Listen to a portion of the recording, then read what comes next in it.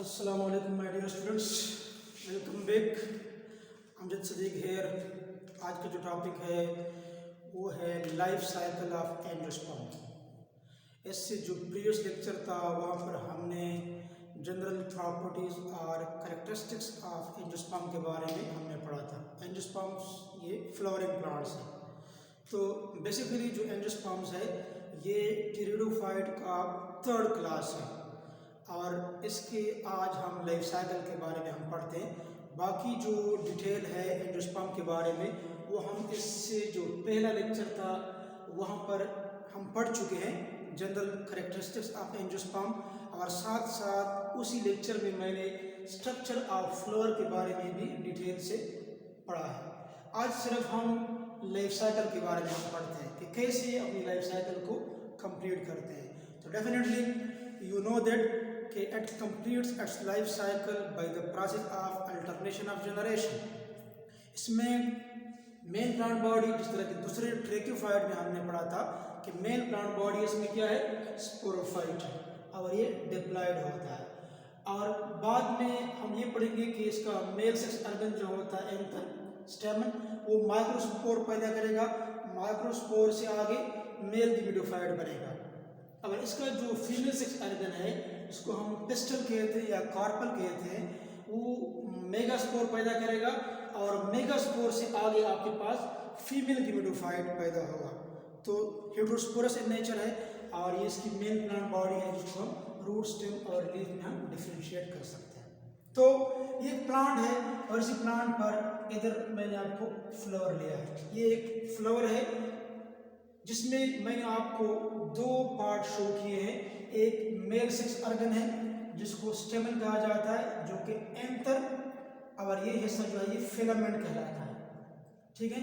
और जो female sex organ है उसमें ये पार्ट स्टिग्मा, स्टाइल और ओरी, ये आपके पास ओरी है. ओरी के अंदर ये ब्लू में जो नजर आ रहा है, ओरी के अंदर ओयूल, मैंने एक ओयूल शो किया है. और ओयूल के अंदर रेड में जो मैंने आपको शो किया है ये क्या, ये मेगास्पोरेंजियम है.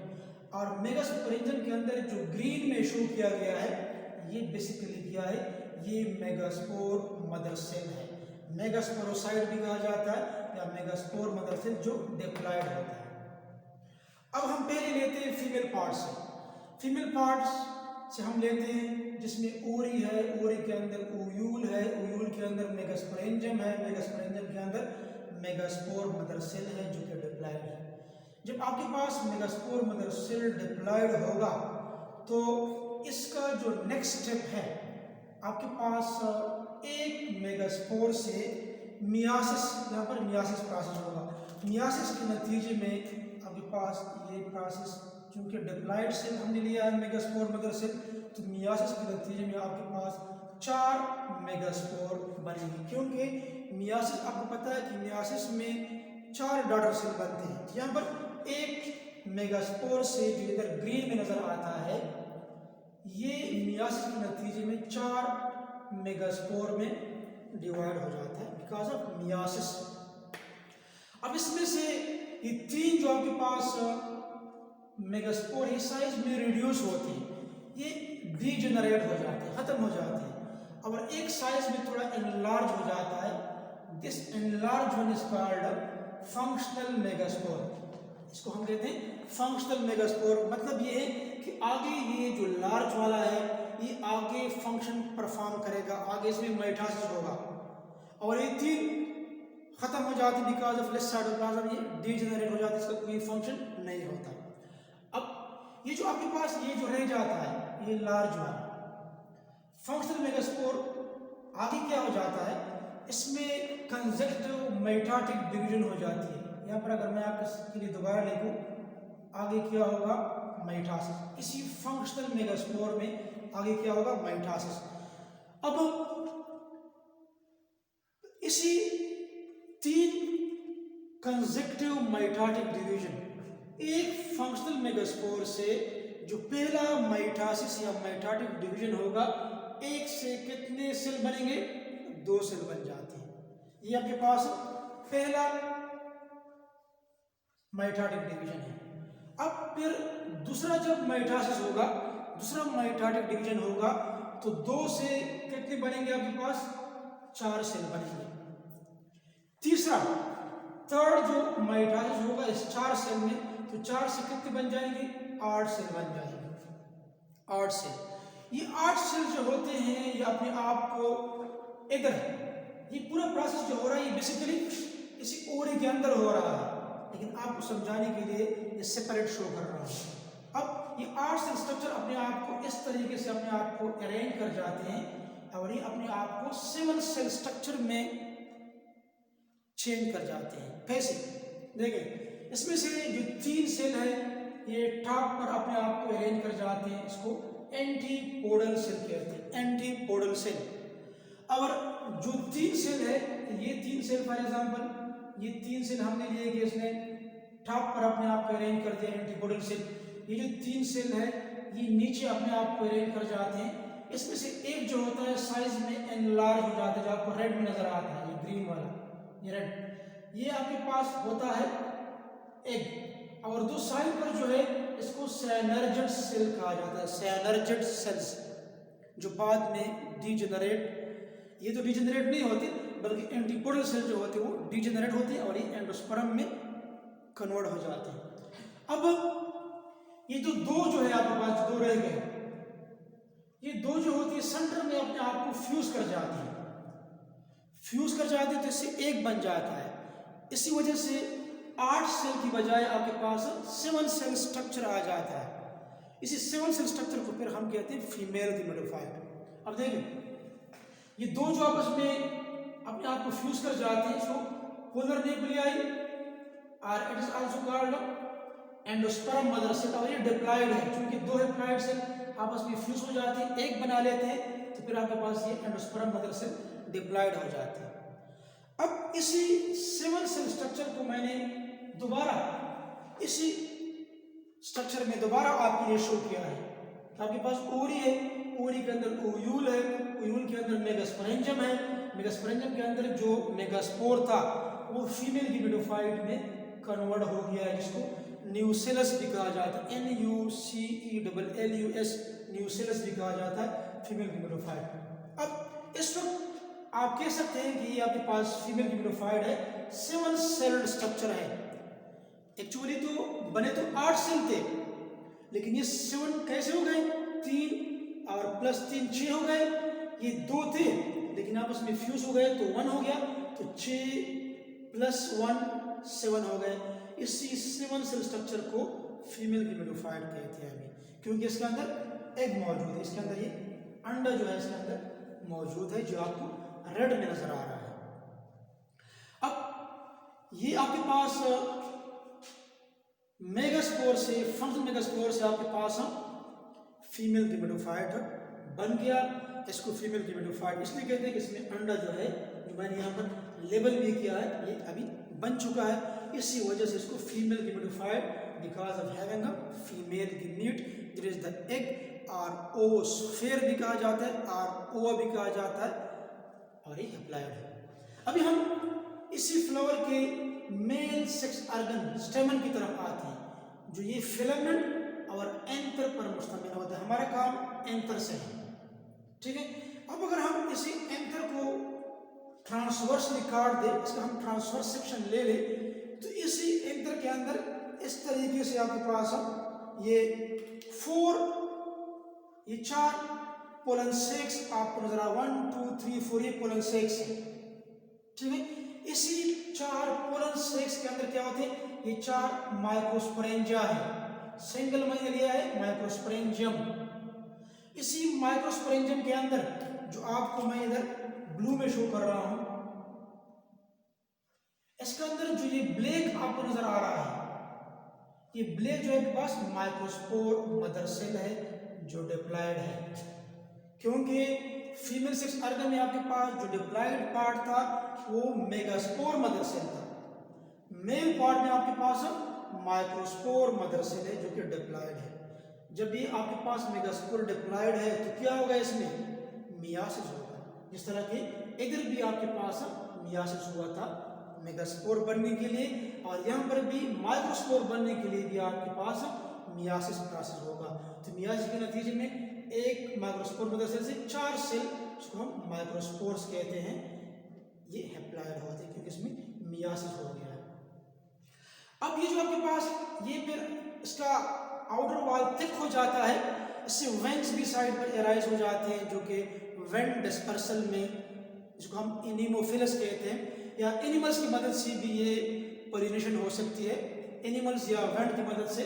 अब इसमें हमने एक माइक्रोस्पोर को यहाँ पर लिया है, यहाँ पर हमने तो 4 माइक्रोस्पोर है, इधर हमने एक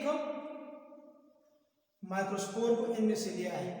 अब इसके अंदर ये तो स्पोर है, हैप्लॉइड स्ट्रक्चर है, हैप्लॉइड रिप्रोडक्टिव स्ट्रक्चर है, इसके अंदर हैप्लॉइड न्यूक्लियस है। अब ये न्यूक्लियस जो होता है ये 2 में डिवाइड हो जाता है। दरमियान में मैंने इस तरह ब्लिक में शो किया है कि एक सिंगल हैप्लॉइड न्यूक्लियस 2 में डिवाइड हुआ है। अब जब एक हैप्लॉइड बॉडी 2 में डिवाइड होती है तो कौन सा प्रोसेस होगा? माइटोसिस। क्या होगा? माइटोसिस, क्योंकि खुद हैप्लॉइड है, फर्दर तो ये हाफ नहीं हो सकती। तो आपके पास एक हैप्लॉइड न्यूक्लियस से 2 और हैप्लॉइड न्यूक्लियाई बन जाते हैं पोलन ग्रेन या माइक्रोस्पोर में। इन 2 हैप्लॉइड न्यूक्लियाई को क्या कहते हैं? One is called tube nucleus या vegetative nucleus. Tube nucleus is also called vegetative nucleus. और दूसरा जो है आपके पास क्या है? जनरेटिव न्यूक्लियस है। क्या है? Generative nucleus. इसमें जनरेटिव न्यूक्लियस जो है इट इज वेरी इंपॉर्टेंट, ये आपके पास है बहुत ही इंपॉर्टेंट है। अब फर्दर जो आपके पास ये जो आपके पास जनरेटिव न्यूक्लियस है, ये क्या हो जाता है? इसमें फिर फर्दर माइटोसिस हो जाता है, मतलब एक से ये फिर 2 स्पर्म्स, इसी ब्लैक में जो आपको शो किए, ये 2 स्पर्म बन जाती है किस चीज से? जनरेटिव न्यूक्लियस से। और जो ट्यूब न्यूक्लियस होता है इससे ये पोलन ट्यूब एराइज हो जाता है। बास बुक्स में इस तरह भी लिखा है कि इसी ट्यूब न्यूक्लियस से ये जर्म ट्यूब या इसको पोलन ट्यूब भी कहते हैं, ये एराइज हो जाता है। और बास बुक्स में कहते हैं कि नहीं, इसमें ये खुद ब खुद ही एक्सटेंड हो जाता है फॉर जर्म ट्यूब और पोलन ट्यूब, और ट्यूब न्यूक्लियस इसके अंदर मौजूद होता है। बहरहाल हमारा काम, जो मेन काम है, हमारा काम इसी 2 स्पर्म के साथ है जो जनरेटिव न्यूक्लियस बनाते हैं। जब इसी स्ट्रक्चर के अंदर आपके पास बन जाते हैं 2 sperm, now this structure is called male gametophyte. It is called male gametophyte. तो आपके पास माइक्रोस्पोर से क्या बन गया? मेल गैमेटोफाइट, क्योंकि अभी आपके पास मेल गैमेट्स स्पर्म्स आ गए, और मेगास्पोर से आपके पास फीमेल गैमेटोफाइट जो है बन गया था। अब ये जो आपके पास फीमेल गैमेटोफाइट है, इसमें क्या हो जाता है? ये जो माइक्रोस्पोर है, जब ये पोलन ग्रेन्स वेंट्स वगैरह अडॉप्ट कर जाते हैं, या कोई एनिमल वगैरह जो होता है इसको क्या कर जाते हैं, ये देखें, ये फॉर एग्जांपल देखिए आपके पास ये माइक्रोस्पोर है, it falls on the stigma on the female reproductive part. Stigma पर ये पोलन ग्रेन्स गिर जाते हैं, ठीक है। अब इसके अंदर जो होता है ये गैमेट्स वगैरह बने हुए होते हैं, तो क्या हो जाता है, ये जो आपके पास, अगर मैं आपको थोड़ा सा इसको, ये जो आपके पास है इसको थोड़ा सा मैं बड़ा करके दिखाता हूँ इस तरीके, ताकि आपको आसानी से समझ आ जाए। फॉर एग्जाम्पल ये आपके पास स्टिग्मा है, और ये जो पोलन ग्रेन या microspore it falls on the stigma, stigma पर पड़ जाता है, ठीक है। और ये पोलन ट्यूब एराइज हो जाता है, ये पोलन ट्यूब है,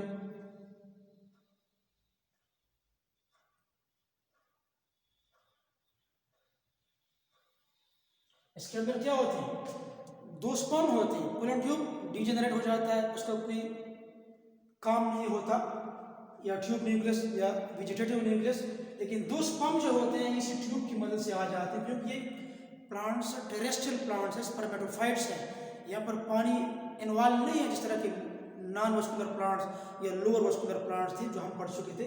अब इसमें एक स्पर्म जो होता है, एक स्पर्म जो होता है वो क्या कर जाता है, ये इसी अंडे को फर्टिलाइज कर जाता है। इस तरह स्पर्म ने एक को फर्टिलाइज कर दिया, यहाँ पर क्या बन गया आपके पास? ज़ाइगोट। ज़ाइगोट आपके पास क्या हो गया? डिप्लॉयड।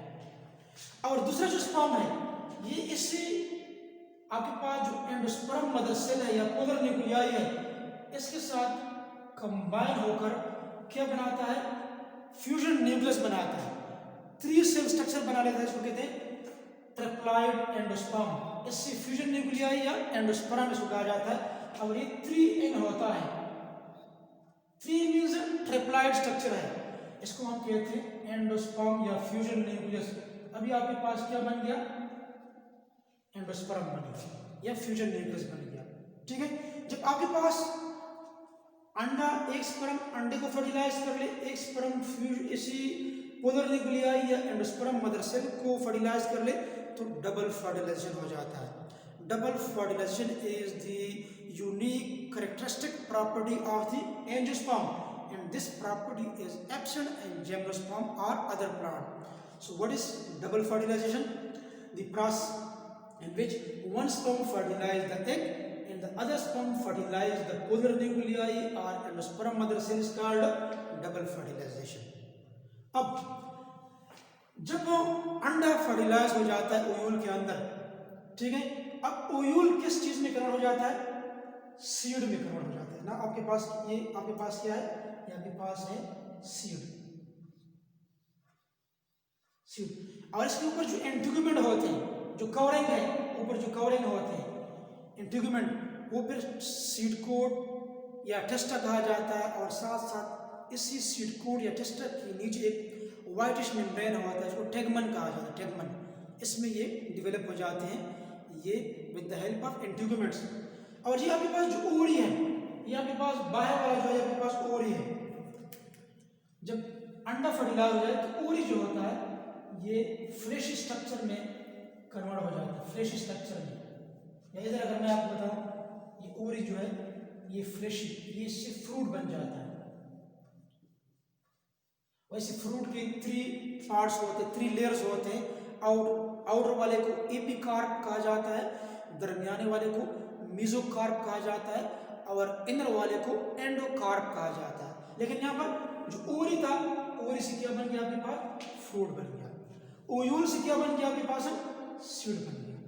ठीक है, अब जो आपके पास है, ये जो आपके पास ज़ाइगोट है, ये एम्ब्रियो में कन्वर्ट हो गया। और ये जो आपके पास फ्यूजन न्यूक्लियस है, ये एंडोस्पर्म में कन्वर्ट हो जाता है, इसके अंदर स्टोर फूड होता है। अब आगे जो होता है, इसी सीड को जब अगर ये जमीन पर कहीं ब्रीड हो जाता है तो दोबारा जर्मिनेट हो जाता है। ठीक है, और इससे ऊपर कटिलेडर प्लेन्यूल जिससे शूट बनता है, स्टेम बनता है, नीचे वाले हिस्से को रेडिकल जिससे रूट एराइज होता है, और पॉइंट ऑफ अटैचमेंट जो एम्ब्रियो के साथ है, इससे नीचे वाले हिस्से को हाइपोकोटाइल, और इसी पॉइंट ऑफ अटैचमेंट से ऊपर वाले हिस्से को फिर एपिकोटाइल कहा जाता है। अब ये क्या, ये डेवलपिंग या यंग स्पोरोफाइट है। ये यंग स्पोरोफाइट जो होता है कन्वर्ट हो जाता है किस चीज़ में, मैच्योर स्पोरोफाइट में, जो आपके पास डिप्लॉयड होता है। इस तरीके से आपके पास एंजियोस्पर्म या फ्लावरिंग प्लांट का लाइफ साइकिल कंप्लीट हो जाता है। तो main plant body sporophyte, diploid है। फिर आपके पास जो आपके पास फीमेल गिमेटोफाइट और मेल गिमेटोफाइट, ये आपके पास क्या, ये हैप्लॉयड है। हमेशा क्या होती हैं, हैप्लॉयड होती है। क्यों हैप्लॉयड होती है, अगर एमसीक्यूज में आ जाए, क्योंकि मेल गिमेटोफाइट किससे बनता है, माइक्रोस्पोर से बनता है, जो हैप्लॉयड होता है। फीमेल गिमेटोफाइट मेगास्पोर से बनता है, जो हैप्लॉयड होता है। तो हैप्लॉयड से ऑटोमेटिकली हैप्लॉयड स्ट्रक्चर ही बनेगा। तो आप इधर लिख भी सकते हैं कि ये भी हैप्लॉयड है आपके पास, और ये भी आपके पास क्या, हैप्लॉयड। इस तरीके से आपके पास लाइफ साइकिल जो होता है कंप्लीट हो जाता है। ठीक है, दोबारा देखो, आपके पास फॉर एग्जांपल हम फीमेल पार्ट को लेते हैं। फीमेल पार्ट में क्या होता है, ओवरी, ओवरी के अंदर ओव्यूल, ओव्यूल के अंदर मेगास्पोरेंजियम, मेगास्पोरेंजियम के अंदर मेगास्पोर मदर सेल।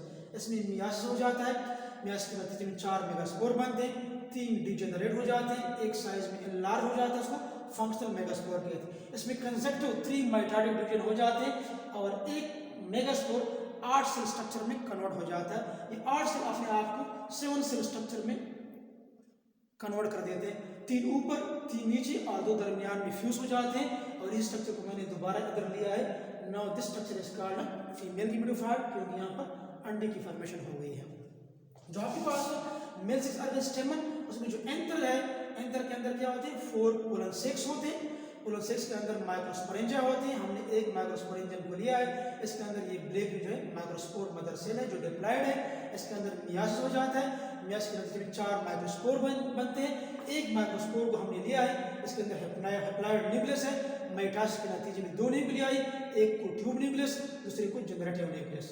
अब ट्यूब न्यूक्लियस अपनी जगह पर, लेकिन जनरेटिव न्यूक्लियस जो स्पर्म में कन्वर्ट हो जाते हैं, जब मेल गैमेट बन जाते हैं, इस दौरान इसको मेल गैमेटोफाइट कहते हैं। तो ये जब पोलन ग्रेन या माइक्रोस्पोर इसी फीमेल पार्ट पर गिरता है तो इसके अंदर जो 2 स्पर्म होते हैं, एक स्पर्म एक को, दूसरा स्पर्म जो है ये इसी पोलर न्यूक्लियाई को फ्यूजन न्यूक्लियस या एंडोस्पर्म बनाते हैं। इस तरीके से डबल फर्टिलाइजेशन हो जाता है। और जब ये फ्यूज हो जाता है तो ओव्यूल फोरन जो होते हैं सीड में, और ओरी जो है ये फ्रूट में, ज़ाइगोट एम्ब्रियो में, और जो आपके पास ट्रिप्लॉइड एंडोस्पर्म है, ये आपके पास एंडोस्पर्म में इसके अंदर स्टोर फूड होता है जो न्यूट्रिटिव टिश्यू का काम करते हैं, और साथ साथ साइनर्जेट जो होते हैं ये भी न्यूट्रिटिव टिश्यू का काम करते हैं। और फिर ये सीड दोबारा डेवलप हो जाते हैं स्पोरोफाइट में और फिर मैच्योर में। इस तरीके से आपका लाइफ साइकिल कंप्लीट हो जाता है। उम्मीद है आपको समझ आया होगा, बहुत ही आसान है। MCQs जो इसमें पिक किया करें। अगर कहीं आपको मुश्किल पेश आ रही है तो आप कमेंट बॉक्स में पूछ सकते हैं। अल्लाह हाफिज़।